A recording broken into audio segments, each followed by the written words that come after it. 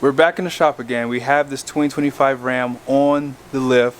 Truck Stuff, aka Josh over here. What's up, guys? Man, you already got this thing on the lift. This is the first one, right? Yes, first one. Man, it's the first 2025 Cummins on the rack. We're gonna kind of walk through the underbody, show you guys some new things. Truck Stuff did a video. His is always a little bit different from mine, so if you want to go and check him out, you should definitely do so. Yes. And yeah, let's go and get started. Let's go and turn this light on. Oh wow! So on the front end, suspension looks the exact same. Yeah. I haven't seen anything different there. They've got the new updated drag link. Okay.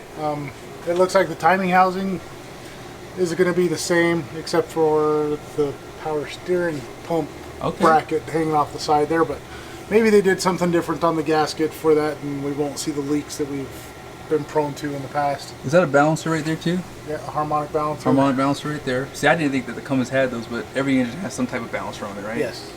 Gotcha. What else is new under here? Well, on the front end, a couple different changes on the track bar. Got a different bracket set up here. Oh, okay. It's going to be stronger. Are those new end links too? Those end links look a little different. No, they look the same as the 5th gen. Okay. Steering gear looks the same. Nice. Ball joints look the same. Calipers look the same. And then here's the holy grail. There it is. That is the ZF power line, or torque flight. We're going to call it a power line because it sounds better. One thing that I'm really noticing that's different under here is the after treatment system. They went with an SCR pre-DPF.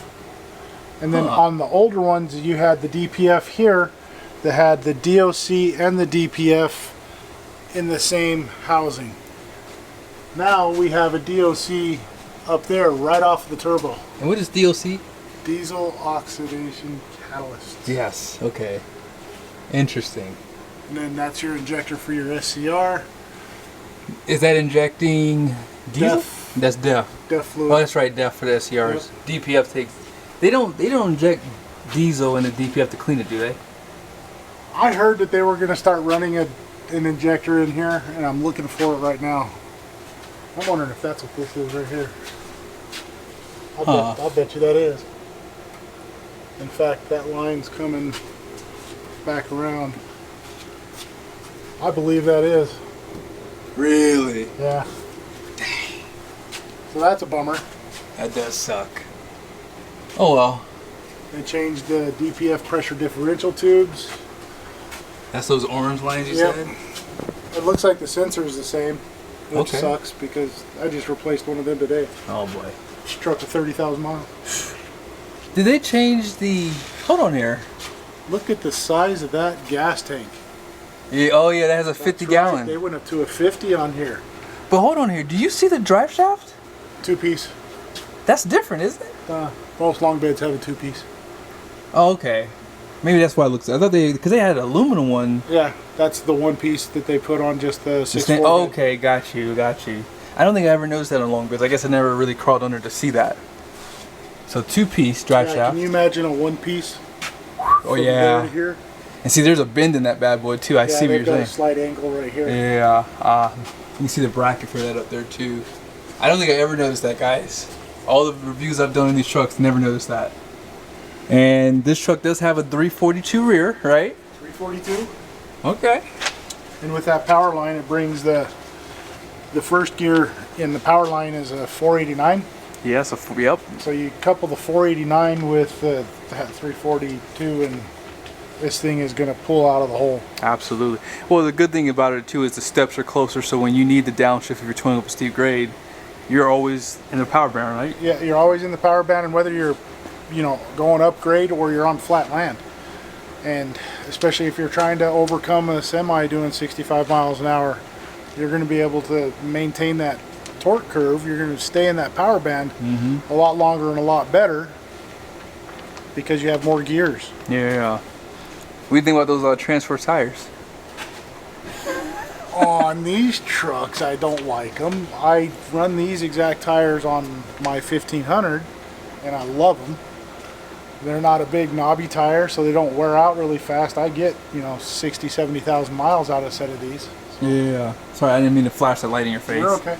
Yeah, by the way, too, this one does have the 50 gallon. And for 2025, they did increase the capacity for the DEF tank. So I believe it's 7.5 gallons. That's a big improvement over the 5.5 gallons. Yep. There. Yeah, exactly. It was 5.7 actually, 5.7 gallon. And when I used to tow my trailer, I can get about 1,000 miles. With my GMC, I can get about probably double that, almost double. So really quick, while we're talking about the DEF and everybody that's watching this, the 5th generation, and I'm pretty sure the 6th generation is going to be the same. Do not fill your DEF tank until it's coming out and spilling on the ground. The sensor inside of it is like sonar, and it depends on an air gap at the top of the tank in order for it to read how full the tank is. When you fill it until it's spilling out your fill port, you take away that air gap, and then you end up with a check engine light, and you bring it into us, and we're like, just don't fill your DEF fluid as full anymore. That happens more times than you can count. Yeah. Can we remote? Do you have the key in your pocket? No, keys are up there, but the hood's open and it won't remote. Oh, that's true. That's right. Okay, never mind. I wanted to see we started up, see what it sounded like, but we can do that in another video. But yeah, guys, there you have it. I mean, this is the underbody of the new 2025 Ram HD with the Cummins. The power line looks beautiful under here. Like Josh said earlier, we're pretty much going to see some improvement for these plastic trans pans. Yeah, these pans. I mean, that is no protection. I mean, I don't think they even offer a trans skid plate from the factory. So that's a big issue in my opinion, especially for a plastic, for sure. Especially people who don't know what they're doing going off road. Let's talk about that really quick, and let's run a wiring harness on the bottom. Oh my gosh! I don't like that too much. Wow.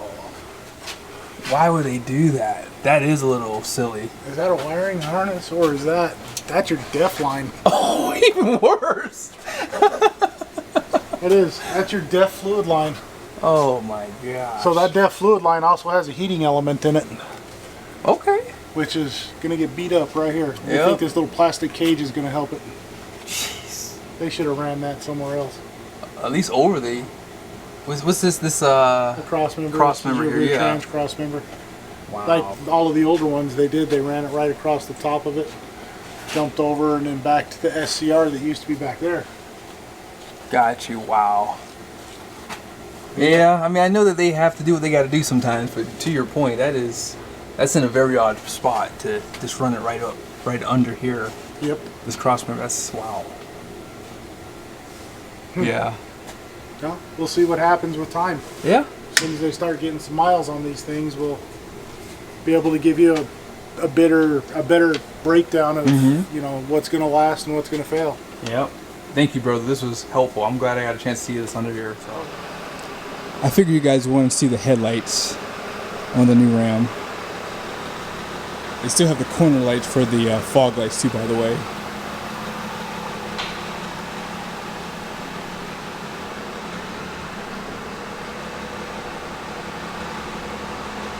Oh yeah, those look good.